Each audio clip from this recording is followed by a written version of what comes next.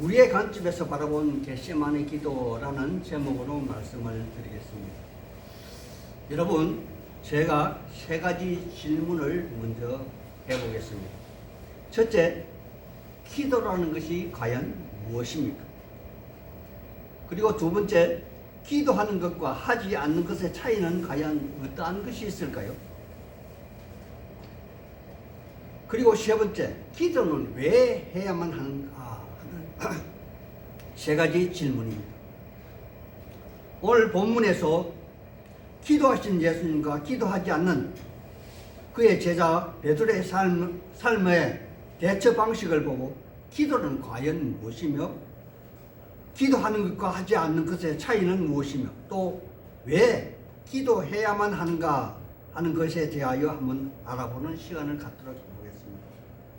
여기에 본문의 사건은 아주 중요한 사건이기에 사복음서 공이 기록된 말씀이며 우리 예수님의 공생의 기간 동안 아주 중요한 의미가 있는 그러한 사건입니다.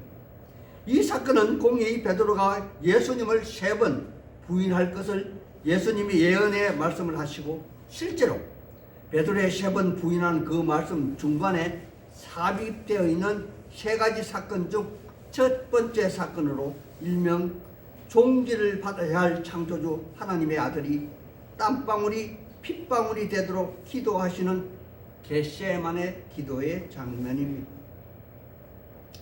즉, 이 3가지 사건 중 극한의 모순점을 여기에서 나타내고 있는데 하나님의 아들이 철저하게 세상에서 버림을 당하는 그러한 장면의 극치로서 세상적 관점에서 바라볼 때의 패배와 모욕, 수치와 절망의 사건이나 이는 베드로처럼 나약한 사람을 사랑하신 하나님 자신만의 사랑의 표현이라 그렇게 말할 수 있을 것입니다. 이것을 제가 왜 말씀드리느냐 하면 성경 해석하기 한 방법으로 인크로지 기법이라 하는 우리 식으로 하면 감싸 안는 그런 기법이라 하는데 요즘 젊은 사람들 말로는 햄버거 기법이라고도 합니다. 설명을 하자면 가운데 있는 것이 중요하다는 말로서 양쪽 끝에 있는 빵이 있고 안쪽에 이 계란 후라이도 하고 그 야채도 넣고 또 닭고기를 넣고 또 그 햄버거나 참치를 넣으면 그런 그 햄버거가 되는데 참치를 넣으면 참치 햄버거가 되고 닭고기를 넣으면 닭고기 햄버거가 되고 또 불고기를 넣으면 불고기 햄버거가 되는 그런 그 이치를 말하는 것입니다. 그렇다면 베드로의 실패 예언과 실제로 실패의 사건이 양쪽에 있는 빵의 기능을 말한다면 말한다고 했는데 이는 나중에 제가 결론적으로 인 말씀을 한번 알아보고자 한 것입니다. 먼저 36절 말씀에 예수님께서 겟세마네 동산에 이르렀다고 합니다. 하나님의 사람들이여, 우리의 예수님이 이곳에 왜 오셨을까요? 물론 기도하러 오셨습니다. 우리의 예수님은 이제 십자가에서 죽음을 눈앞에 둔 그런 마당에 당신의 사역 중 가장 중요한 시점에 다다랐기 때문에 기도하지 아니하면 안 되었기에 기도하러 여기에 오신 것입니다. 그러나 우리의 예수님은 누가복음 22장 39절에 보면 늘 습관을 쫓아 기도하러 가셨던 곳이라 그렇게 기록하고 있습니다. 물론 갈릴리에 가면 갈릴리에 기도처가 있었을 것이고 예루살렘 오면 여기 감람산에 있는 그 기도처에서 감람 기름을 짜듯이 이 땀방울이 핏방울이 되도록 기름을 짜는 그런 겟세마네라 불려지는 이 기도처에서 우리의 예수님은 습관을 쫓아 그렇게 온 힘을 다하여 기름 짜듯이 기도하러 오신 것입니다. 그런데 37절에 보니까 혼자가 아니고 베드로와 야고보 요한, 즉 베드로와 세베대의 두 아들을 데리고 오셨습니다. 그리고 38절에 자신의 기도 제목을 그들에게도 일러주면서 기도 부탁을 하셨습니다. 내 마음이 심히 고민이 되어 죽게 되었으니 나를 위하여 깨어 기도해다오. 그리고 39절에는 저만치 아니 누가복음에는 돌 하나 던질 만한 거리에 가셔서 땅에 엎드려 기도를 시작하신 것입니다. 기도의 내용은 이러합니다. 내 아버지여, 만일 할 수만 있으면 이 잔을 내게서 지나가게 하옵소서. 그러나 내 원대로 마옵시고 아버지의 원대로 하옵소서 라고 기도를 드린 것입니다. 그런데 어느 날 많은 설교자들이 여기에 나오는 이 잔을 내게서 지나가게 하옵소서 하신 말씀은 십자가 사건 그 자체라고 무수히 말씀을 전하기도 합니다. 어쩌면 여기서 이 잔은 십자가 사건만을 가리키는 것이 될 것입니다. 하지만 저는 여기에 또 더 한 가지를 붙이고 싶은 마음도 있습니다. 물론 예수님은 성부 하나님 아버지의 뜻대로 십자가를 담당하시기 위해 이 땅에 오신 것은 사실입니다. 하지만 그분이 단순히 종으로 오신 것이 아니라 삼위일체 완전한 성자 하나님으로 오셨고 자발적인 의지로 오셨으며 자기 백성을 구원하시기 위해 결과론적으로 왕으로 선지자로 제사장으로 오신 것입니다. 다시 말씀을 드리자면 우리의 예수님은 순전히 아버지 하나님의 뜻을 성취하시기 위하여 십자가를 지신 것은 분명하기도 하지만 그럼에도 불구하고 철저하게 아버지의 뜻을 자기의 뜻으로 받아들이고 자발적으로 순종하시며 순수한 예수님의 의지로 십자가를 담당하시는 것입니다. 그러므로 그분이 이 땅에 오실 때 지극히 작은 자, 한 인간의 나약한 몸을 입고 오셨기에 다윗이 시편 22편에 이렇게 절망적인 노래를 합니다. 성부 하나님, 즉 하나님 아버지여, 아버지마저 고개를 돌리고 외면하시는 철저한 소외 당함의 고통이 너무나 힘이 들고 고통스러워서 절규하는 모습을 보여드렸다는 것이죠. 제가 시편 22편 1절만 소개해 드리겠습니다.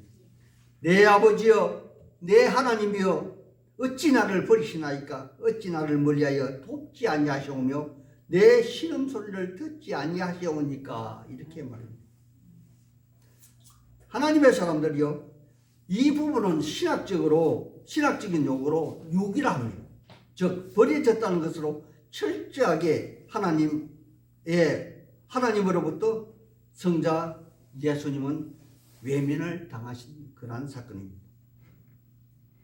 하나님의 사람들이요, 현실 세계에서 우리가 아무리 절망적인 사건이 현실적으로 직면했다 할지라도 누군가 내 등 뒤에서 나와 함께 하여 주는 그러한 사람이 있다면 이러한 고통은 덜할 것입니다. 예를 들어 부모가 있다든지 아니면 형제 자매가 있다든지 동생이라도 있으면 조금은 안위가 될 것입니다. 하지만 철저하게 혼자일 때는 너무나 외로워 견디기가 좀처럼 힘이 든다는 그런 말씀일 것입니다. 이는 옛날 표현으로 하자면 옛날에 우리 시골에서는 불이 없었죠. 들길을 밤중에 어머니가 갈 때 자기 뱃속에 애기라도 있으면 아기하고 이야기하며 가면 덜 두렵다 그런 말일 것입니다. 이렇게 우리의 예수님은 버려진 상태에서 아무도 들어주지 않는 응답 없는 기도를 하고 철저하게 혼자서 땀이 핏방울처럼 되기까지 십자가의 고난을 담당해야만 하는 사실을 가슴에 안고 그분은 기도하는 것입니다. 그리고 돌아와 보니 그의 제자들은 잠을 자고 있는 것이죠. 그래서 예수님은 그의 제자를 깨워서 이렇게 말씀하십니다. 네가 나를 위하여 목숨도 버린다고 큰소리 뻥뻥 쳤는데 어찌하여 나를 위한다기보다는 너 자신을 위하여 한 시간도 깨어있을 수가 없느냐 이렇게 말해요. 그리고 41절에 간곡하게 제발 시험에 들지 않게 깨어서 기도하라. 물론 이 말씀은 우리의 예수님의 기도 부탁이기도 하겠지만 실상은 그들 자신을 위하여 깨어 기도하라는 그런 말씀일 것입니다. 그러시고는 너희는 마음은 기도하고 싶은데 육신이 약하도다. 그래, 이해는 되는구나. 그러나 너희를 위해서, 너 자신을 위해서 깨어 기도하라. 만약 기도하지 않는다면 어떻게 될까요? 시험에 들 것입니다.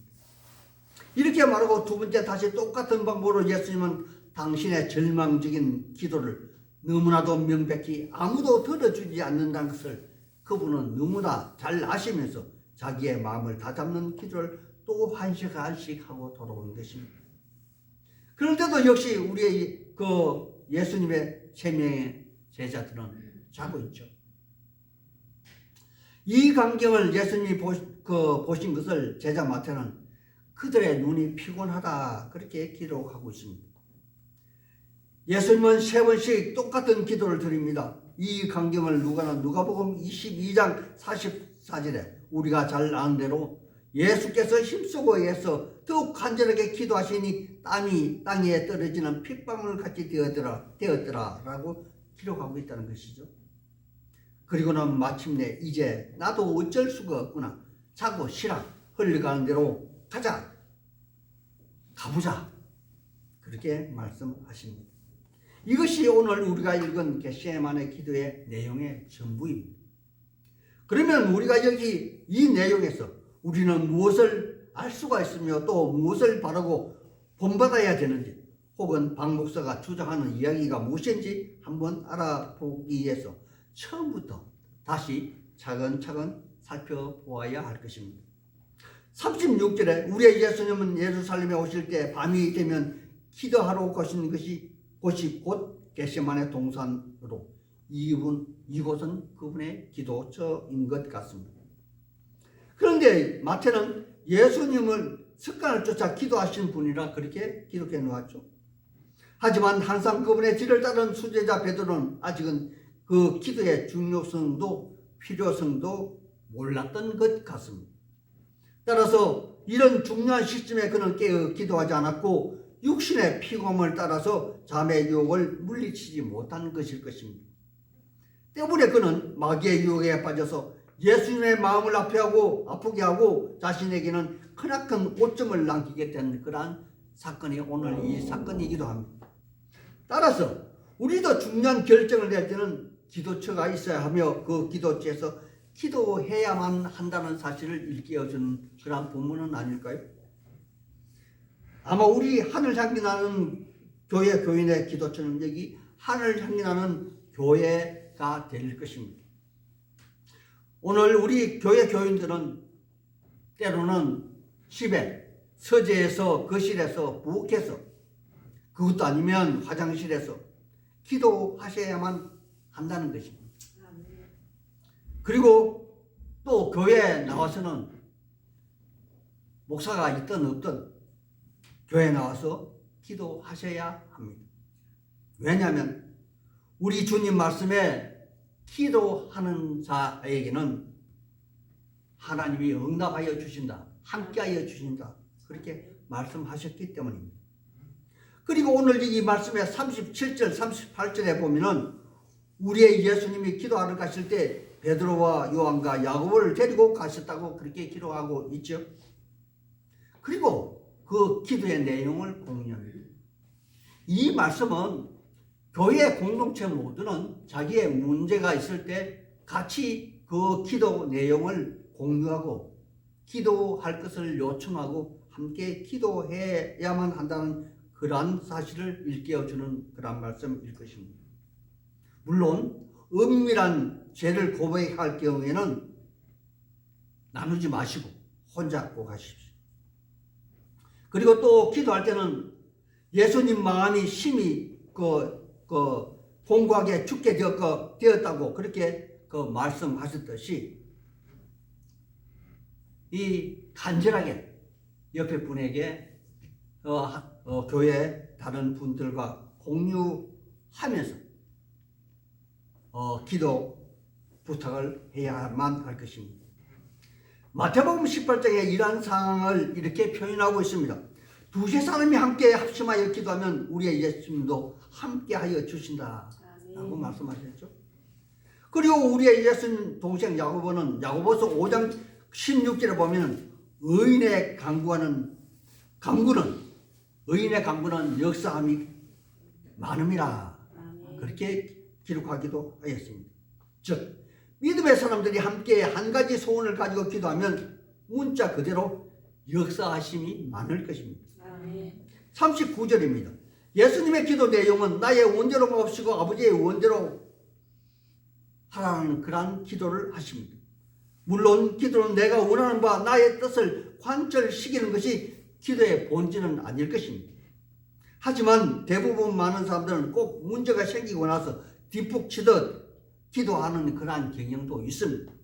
그러므로 자연 문제를 해결하기 위해 자신의 원대로 기도하는 것이 많다는 것이겠죠. 하지만 그럼에도 불구하고 기도에 또 순수가 있는 것쯤은 우리 모두는 다 알 수가 있을 것입니다. 우리의 예수님은 제자들에게 이렇게 기도하는 방법을 일깨워 준 적이 있습니다. 즉 마태복음 6장 주기도문이 바로 그러한 기도문이며 그곳에 기도의 표본이 되는 것으로서 순수도 정해져 있다는 것입니다. 한번 주기도문을 한번 짚고 넘어가 보겠습니다. 첫 번째 순서가 하늘에 계신 우리 아버지여라고 기도하는 그런 내용이죠. 이는 이 땅이 이 땅이 모든 것이 아니라 다른 세계, 저 하늘의 세계가 있다는 것이며, 그리고 그 하늘에 계신 분이 바로 그 하나님이라는 것을 자각하게 하는 그러한 구절일 것이며, 그 천상의 세계의 주인이 우리 아버지 하나님이시라는 것을 일깨워줍니다. 그리고 두 번째 순서가 그곳에 계신 아버지의 이름이 그렇게 하게 여김을 받게 하는 그러한 찬양을 올려드리는 것인데, 이는 우리의 기도가 하나님을 찬양하는 그러한 기도가 되어야 한다는 것을 일깨워주는 것이며, 우리 하나님은 당연히 찬양받아야 할 분이라는 것을 말해주기도 합니다. 세 번째, 하나님의 뜻이 우선이라는 것을 이야기하고 있습니다. 우리의 뜻보다도 하나님의 뜻이 우선이라는 것이죠. 그리고 네 번째, 나머지 이 땅의 삶의 의식주 문제, 그리고 마지막으로 영적인 문제를 위해 그 남을 먼저 용서하고 자신의 문제를 위해 기도하는 그러한 순서를 정해 주었습니다. 그러나 우리는 대부분 저부터도 이 우리의 기도는 절망적인 문제부터, 닥쳐진 문제부터 먼저 기도를 하며 처음부터 끝까지 그렇게 한탄을 쏟아내기도 합니다. 하지만 이렇게 기도를 하다 보면 어느새 성령 하나님은 우리의 기도에 줄기를 잡아주시고 맥을 잡아주시고 우리의 기도가 찬양이 되고 또 하나님께 영광 돌리는 것이 되며 또한 하나님의 뜻을 쫓는 그러한 기도가 될 것입니다. 그러면서 기도가 이 순서를 찾게 된다는 것이죠. 그러면서 이 상황을 비껴가는 그러한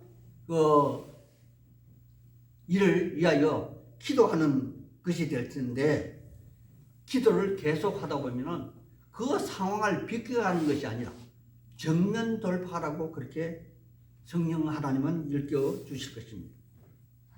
그렇게 기도로 정면으로 돌파하면 넉넉하게 이겨낼 수 있는 힘이 생겨날 것이며, 문제가 아니고 기쁨으로 희망으로 승화되어 나중에는 감당할 수 있는 능력이 생겨남을 본인이 깨달아 알 수가 있을 것입니다.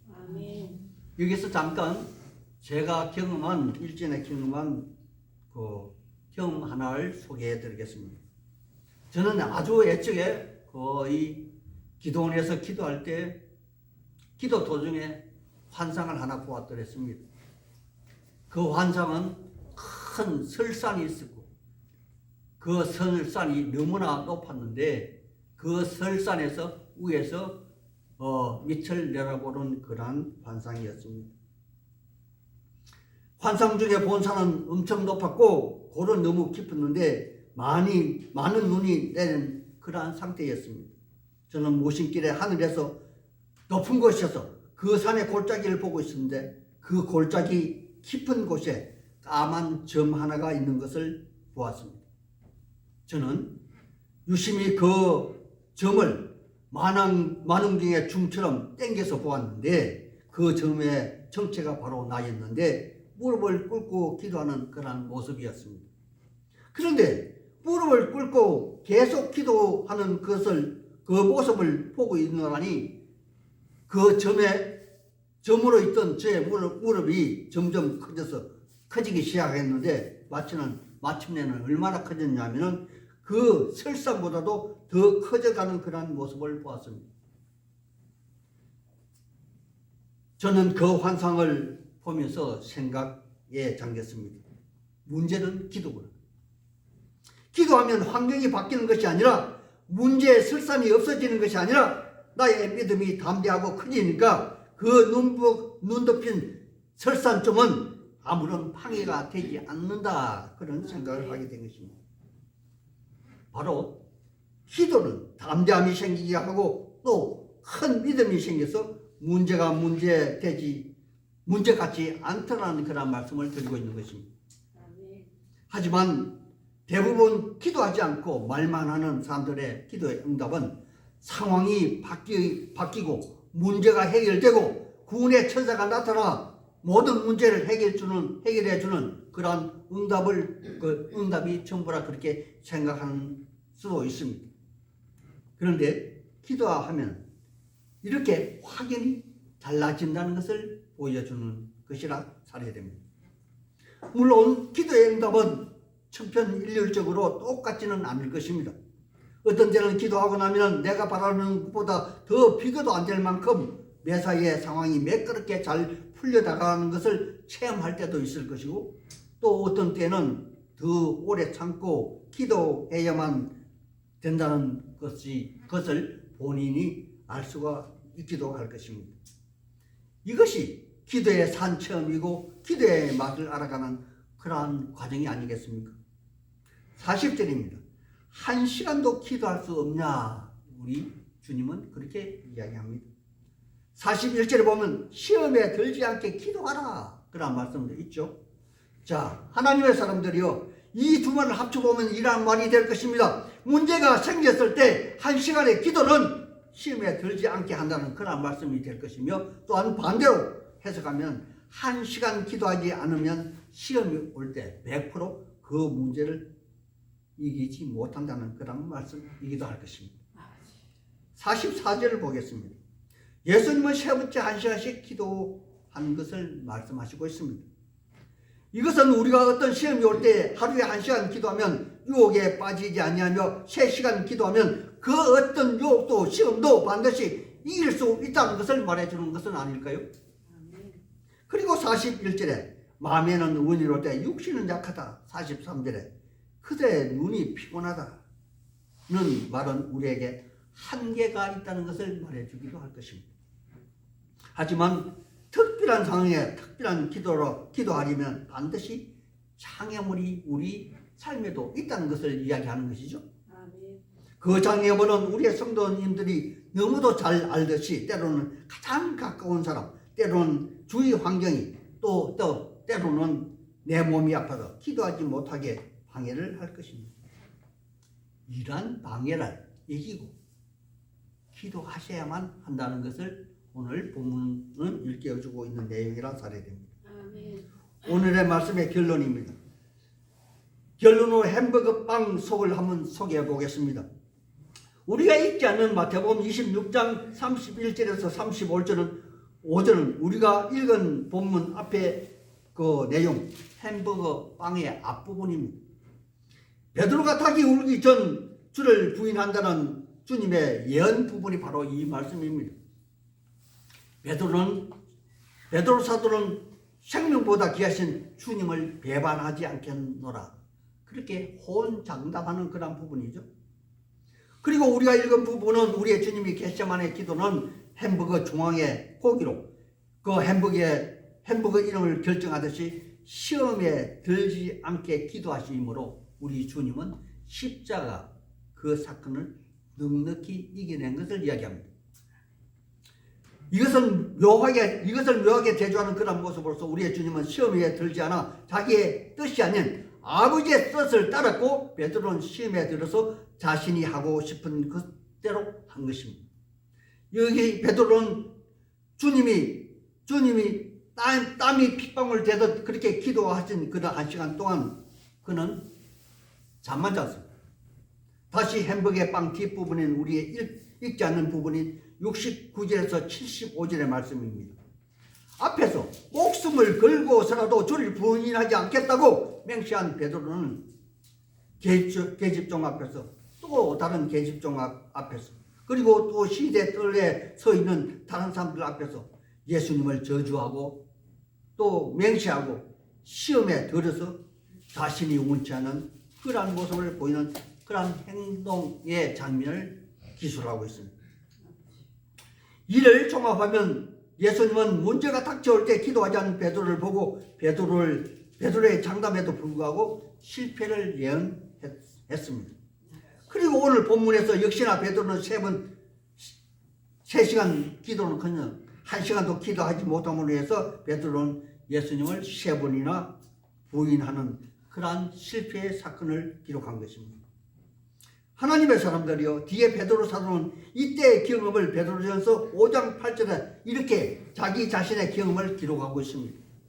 근신하라, 잠자지 말고 깨어라. 너희 대적마귀가 우는 사대같이 두루다니며 삼킬 자를 찾는다 라고 말입니다.